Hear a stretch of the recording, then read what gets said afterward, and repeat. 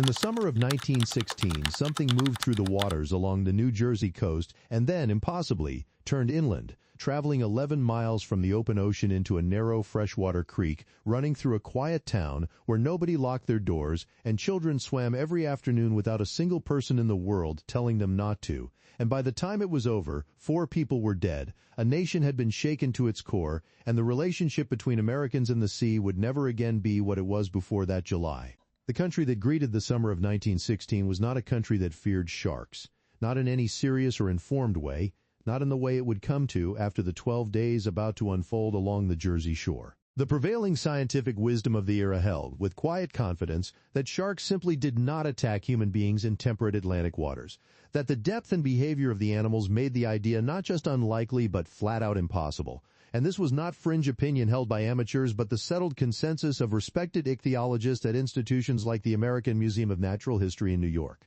A wealthy entrepreneur named Herman Ulrichs had gone so far as to offer a standing public reward to anyone who could produce verified evidence of a shark attacking a swimmer in the northern Atlantic. And for years that reward sat unclaimed, which most people took as proof that no such attack had ever occurred, rather than proof that the evidence had never been gathered with any rigor. The summer of 1916 arrived loaded with its own pressures. The northeastern United States was in the grip of a ferocious heat wave, temperatures pressing past 100 degrees for days at a stretch, the air in the tenement streets of Philadelphia and New York and Newark sitting thick and wet and still. Running alongside the heat, and in some respects far more terrifying, was a polio epidemic working its way through the tightly packed neighborhoods of those same cities, killing or crippling children with a randomness that no parent could prepare for or predict. Doctors recommended fresh air and salt water as escapes from the conditions that seemed to carry the disease, and so in their thousands, families packed their bags and boarded trains toward the Jersey Shore, seeking the ocean the way people seek medicine. The Jersey Shore in 1916 was a long curve of Atlantic-facing resorts, the wealthy summering in places like Spring Lake with its grand hotels, working families crowding into the more accessible resorts further down the coast, everyone pulled there by the same need, the ocean being the only thing that summer capable of making the heat bearable and the fear of disease feel, at least for a few hours, less immediate. Beach Haven sat at the southern end of Long Beach Island, accessible by train from Philadelphia, and the Ingleside Hotel was among its finer establishments, its guests tending toward the professional class of Philadelphia families seeking to escape the city for the July 4th holiday weekend. Among those who arrived on the southbound train that Saturday afternoon was a young man named Charles Epting Vansant, 25 years old, athletic, well-liked, a former college athlete described by those who knew him as outgoing and physically confident. He arrived with his father and his sisters, and while the family went to the hotel to unpack before dinner, Charles went to the beach, the most ordinary decision imaginable, a young man wanting a swim before supper on a warm July afternoon. There was a dog on the beach, a Chesapeake Bay Retriever belonging to another guest, and Charles called to it and waded in past the surf with the last of the afternoon light catching the water in the particular way it does in summer. What happened next took the people watching a moment to process, because the sounds Charles began making as something found him were ambiguous at first, easy to read as the noise of a man calling to a dog in the surf, until the water around him turned red and there was no ambiguity left at all. Lifeguard Alexander Ott, who had swum in the 1910 American Olympic trials, went into the water immediately with a bystander named Sheridan Taylor, and Taylor later told reporters that as they pulled Charles toward the beach, he felt the resistance of something still clamped to the man's leg, something that only released when its own belly scraped the bottom sand, that it followed them almost to the shore before the shallows finally forced it to let go. They carried Charles Vansant out of the surf with the flesh of his left thigh stripped entirely from the bone, and Charles Epting Vansant died on the manager's desk of the Ingleside Hotel at 20 minutes to 7 in the evening, the first person in recorded American history to be fatally attacked by a shark along the Atlantic coast. The Fish Commissioner of Pennsylvania published a statement suggesting the shark had been pursuing the dog and Vansant was simply in the way, that bathers had nothing to fear. And on the morning after Charles Vansant bled to death on a manager's desk, swimmers were back in the water at Beach Haven, and nobody had posted a single sign. 5 days passed between the death of Charles Vansant and the next attack, and in those 5 days the machinery of denial worked with a quiet efficiency that, in retrospect, is as striking as anything else about that summer. Hotel owners along the shore understood clearly that their entire business rested on the ocean being presented as safe, and so the conversations happening after Beach Haven were not primarily about the safety of swimmers, but about the framing of a story, about what could be acknowledged without being allowed to become a narrative. Ship captains entering the ports of Newark and New York City were reporting sightings of unusually large sharks moving in substantial numbers along the New Jersey coastline, and these reports reached the relevant harbor authorities and went precisely nowhere, filed without action or public announcement, treated as routine maritime observation rather than information bearing on the question of whether thousands of people should be encouraged to swim in those same waters.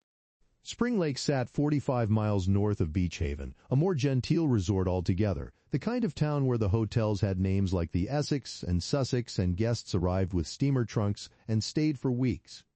Among those who worked there that summer was a young Swiss man named Charles Bruder, 27 years old, a bell captain at the Essex and Sussex Hotel, known among the staff and regular guests as a strong swimmer who often went into the ocean early in the morning, well beyond the marked safety ropes. On the morning of July the 6th, Bruder was in the water approximately 130 yards from shore when the shark found him. A woman watching from the beach told the lifeguards that a red canoe had capsized offshore, and lifeguards Chris Anderson and George White launched a rescue boat immediately, rowing hard toward what the woman had described, and only as they drew close did they realize that what she had seen was not a capsized canoe, but the spreading stain of a man's blood turning the surface of the Atlantic dark red.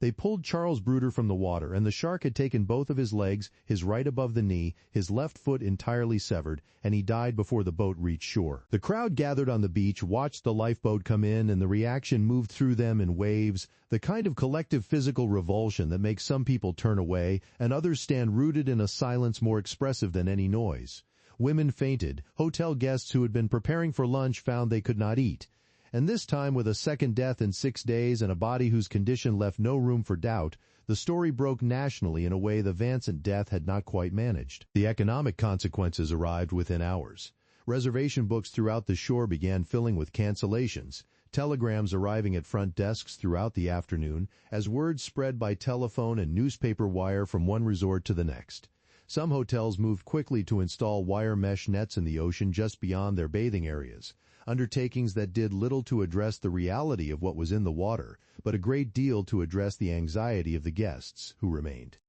Into this moment stepped a doctor named William Schaffler, one of New Jersey's most respected physicians, who examined Bruder's body and published a statement saying there was not the slightest doubt in his professional estimation that a man-eating shark had inflicted the injuries, and that the people of the Jersey Shore were facing a genuine and ongoing threat. His statement was briefly reported, and then effectively buried beneath the counter-arguments of hotel associations and scientists who insisted the behavior described was inconsistent with anything they understood sharks to be capable of. What nobody was doing in any of those resort towns was reaching out to the inland communities whose residents had no reason to think of themselves as being in any danger, because the idea that a shark could travel from the open Atlantic into the tidal creeks winding through the New Jersey interior did not exist in any serious scientific framework in 1916. 11 miles to the northwest of the coastline, in a town sitting on a bluff above a narrow creek, life was proceeding with complete normality.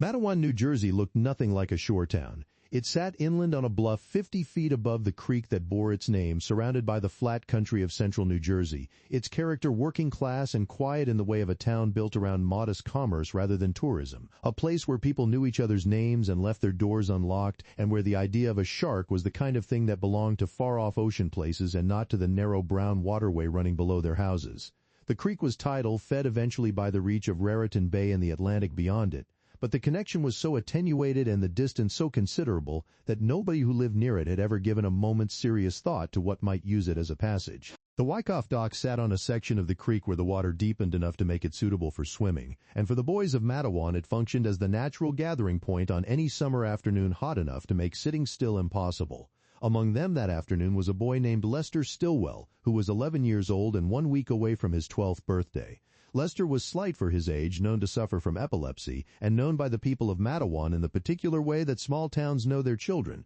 by his family, by his face, by where he fit in the social geography of the place. He was at the creek with his best friend Albert O'Hara and 4 others from the neighborhood, none of whom had any reason to be thinking about anything more threatening than the temperature of the water. That very morning, the Coast Guard had released a report noting unusually dense concentrations of sharks along the New Jersey coastline. A report that reached the relevant maritime authorities, and that did not travel 11 miles inland to Matawan, because there was no mechanism by which it would, no chain of notification extending from the ocean into the interior of the state. At approximately 1:30 in the afternoon, a retired sea captain named Thomas Cottrell was walking back from fishing, crossing the trolley drawbridge that spanned Matawan Creek, when he looked down into the water and saw something that his years at sea allowed him to identify immediately, and his knowledge of the creek told him was impossible. Moving upstream with the incoming tidal current, dark against the muddy bed of the creek, was a shape approximately 8 feet in length, unmistakably a shark, traveling steadily in the direction of the town's swimming area. Cottrell stood on the bridge and watched it pass beneath him, and then he ran. He called the barber shop where the town's police chief spent his afternoons, told the man what he had seen, and was told with the patient skepticism of someone accustomed to unlikely reports that sharks did not swim in Matawan Creek and that Cottrell had most likely seen a large piece of driftwood. He then went through the streets of the town on foot, warning anyone who would listen, receiving the polite and slightly amused tolerance extended to a man who is saying something that everyone present knows cannot be true. He reached the dock area and shouted his warnings toward a group of boys heading to the water, and some of them turned around. He did not reach Lester Stillwell's group in time. The 6 boys at the Wyckoff dock had been in the water for some time when it happened. Albert O'Hara later described feeling something rough graze his leg beneath the surface, the texture of it strange before anything else about the moment became clear, and then Lester, who had drifted into the deepest section, was hit with a force that lifted him partially out of the water before taking him under. And the other boys saw it happen and understood what they were seeing and left the creek running, some without their clothes, tearing through the dirt streets of Matawan toward the nearest adult they could find, and the news spread through the town faster than would have seemed possible, moving from mouth to mouth and house to house in the accelerated way that terrible news moves through a small community where everyone already knows everyone else. The men who arrived at the creek brought whatever they had been holding when the news reached them, tools and poles and ropes, and in some cases nothing at all. And they stood at the bank of that narrow waterway and understood fairly quickly that they were no longer trying to save Lester Stillwell, but to find what remained of him, which was a different undertaking entirely, and one that those men would carry with them for the rest of their lives. Among those who came to the creek was Stanley Fisher, 24 years old, a tailor by trade, the son of a sea captain, a young man described by everyone who knew him as physically strong and calm in the way of someone who has grown up around water. Fisher made the decision without hesitation to go into the creek and search for Lester's body himself. He was not acting in any official capacity, not a lifeguard or an emergency responder of any kind, just a young man from the town who knew the boy and believed he could do something useful. And the plainness of that impulse is part of what makes what happened to him so hard to sit with. Fisher waded in and began working his way along the creek bed with a pole, the men on the bank watching him move through the shallows. He located Lester Stillwell's body on the creek floor and had begun to bring it toward the surface when the shark found him, and what followed was witnessed by every person standing on that bank. Stanley Fisher seized in the water in full view of the town, the creek going red around him in seconds, and the men threw ropes and hauled Fisher out and looked at what had been done to his leg and understood that the question of whether he would survive was not straightforward. Fisher was conscious and speaking when they carried him to the train station, aware of his own condition, and he was transported by train to Monmouth Memorial Hospital at Long Branch, where surgeons worked on him for several hours before his body gave out from the blood loss. Stanley Fisher died that evening, the 3rd person in 12 days to be killed in the waters of New Jersey. His parents had been out of state visiting a daughter when it happened, and arrived back in Matawan by train the following morning. What is recorded is that his life insurance policy paid out $7,500, and that his family used that money to commission a stained glass window for the Methodist Church in Matawan, dedicated in July of 1918, which stood for decades afterward as the town's most visible memorial to what had happened in the creek. 30 minutes after Fisher was attacked, approximately half a mile downstream at the Brickyard docks, a second group of boys was still in the water, and among them was a 14-year-old named Joseph Dunn, who felt the shark take hold of his leg and had the extraordinary fortune of being pulled free by the men around him before it could finish its work, dragged out with deep lacerations but alive, the only person across the entire sequence of attacks that summer to survive an encounter with what was in the water. Lester Stillwell's body was not recovered until 2 days later, found at 5:30 in the morning on the 14th of July, floating near the trestle approximately 150 feet from the Wyckoff dock. Separate funeral services were held for Lester and for Stanley Fisher,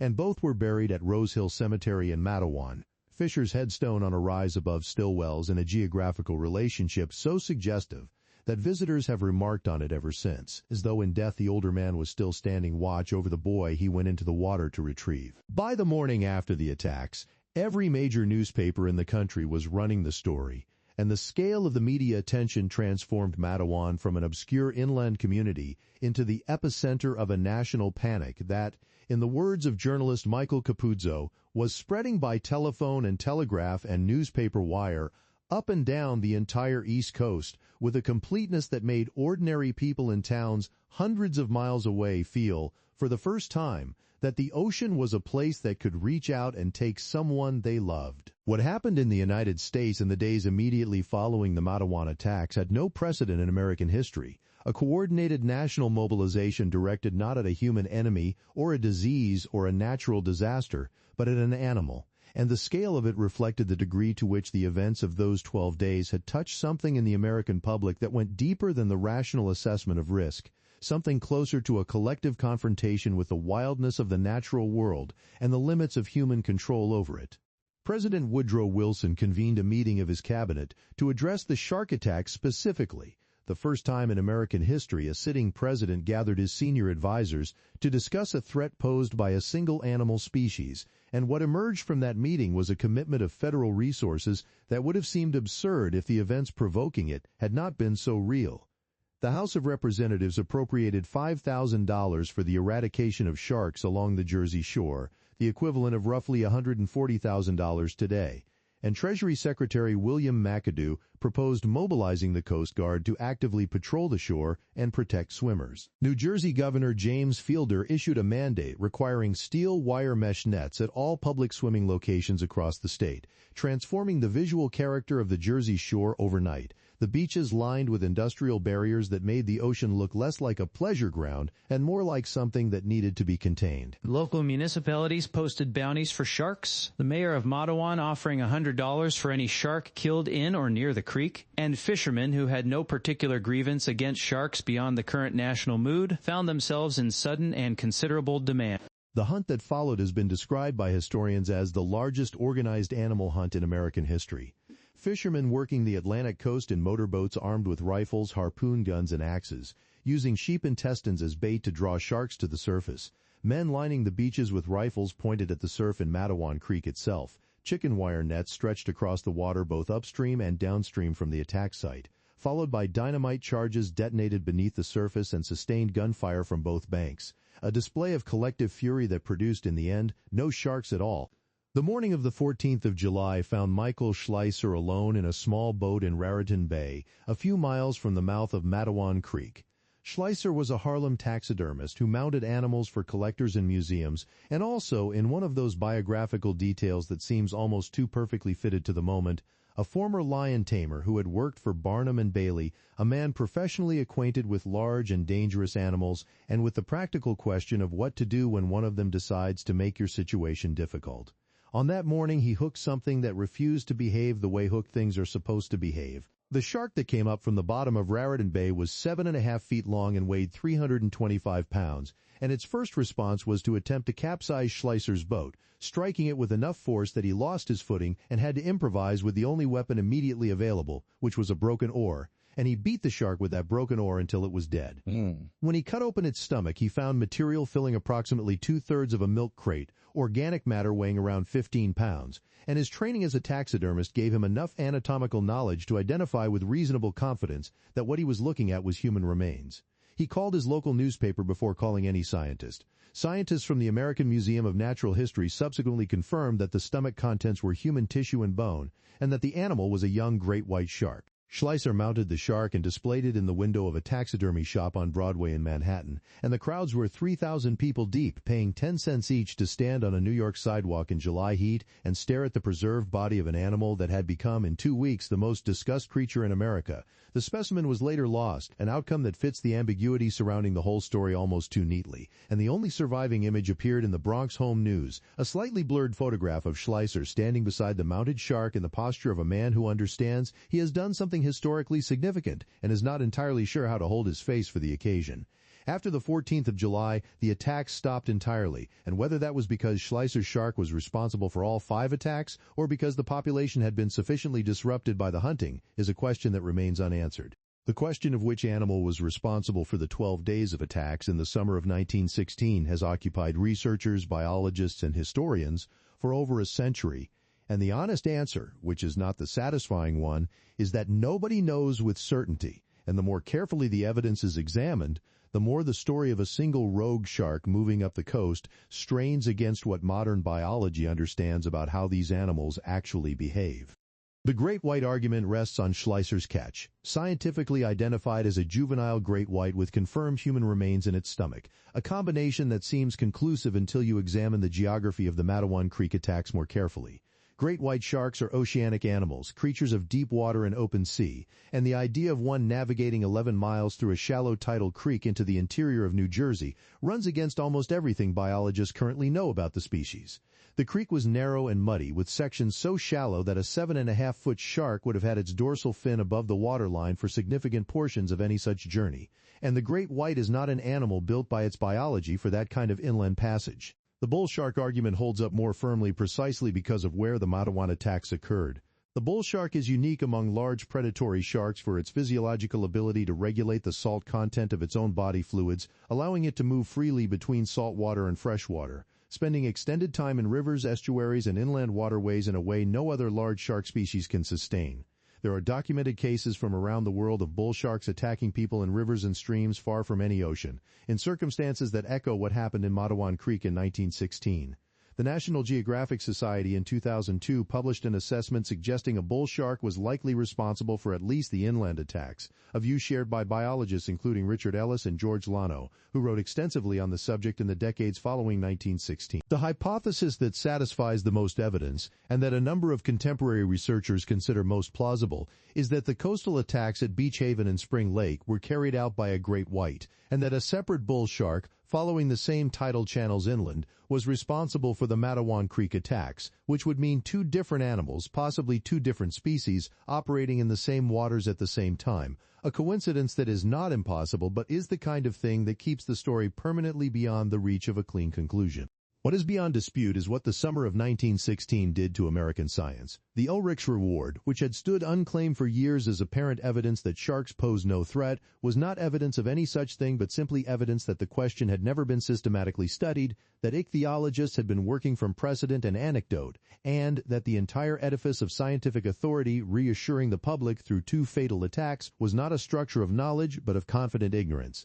The attacks of 1916 forced the first serious academic engagement with questions of shark behavior, attack patterns, and territorial movement that would eventually produce the foundations of modern shark biology. And in that sense, the summer of 1916 was not only a catastrophe, but the beginning of a field of knowledge that would have remained dormant without it. The cultural shift that followed was immediate and permanent. The editorial cartoons appearing in the weeks after the Matawan attacks showed sharks as symbols of a particular kind of menace, lurking and patient beneath the surface of things that look safe, and this imagery worked its way into the broader culture with a thoroughness that no single event before it had achieved. Americans who had gone to the ocean in 1915 as a form of pleasure finding themselves in 1916 and beyond, carrying in that pleasure a thin but persistent undercurrent of unease, an awareness that the water contained something that did not distinguish between them and anything else it might choose to pursue. Peter Benchley drew directly on the architecture of those events when he wrote the novel that became Jaws in 1974, the structure of disbelief from officials protecting an economy, the sequence of attacks moving from the ocean toward an unexpected inland encounter, the figure of the hunter who catches what may or may not be the right animal, and when Steven Spielberg adapted it into a film released in 1975, the reach of that fear extended to an audience of hundreds of millions in dozens of countries who came away with a relationship to the ocean that had been permanently altered. The fear generated by the summer of 1916, amplified through decades of cultural reproduction, produced in the human population an attitude toward sharks that translated into behavior, into fishing pressure, into the commercial apparatus of a global shark fin trade that grew into an industry killing an estimated 100 million sharks per year at its peak, a number that functions less as a statistic and more as a statement about what a species is capable of when it decides that something frightens it. The 4 people who died in 1916 were real, and the grief of the communities that lost them was real, and nothing that followed diminishes any of that.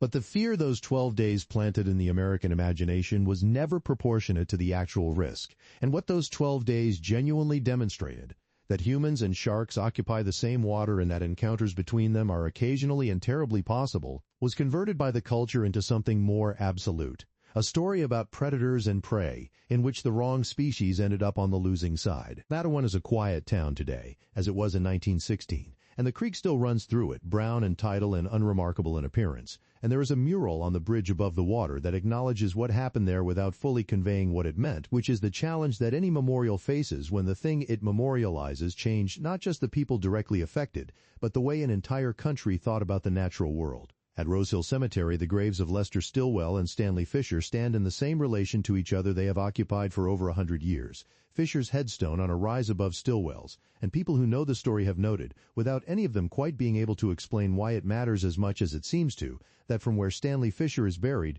you can see down to where Lester Stillwell rests, as though whatever impulse took a 24-year-old tailor into a creek on a July afternoon in 1916 did not end when his life did, but simply found a different form.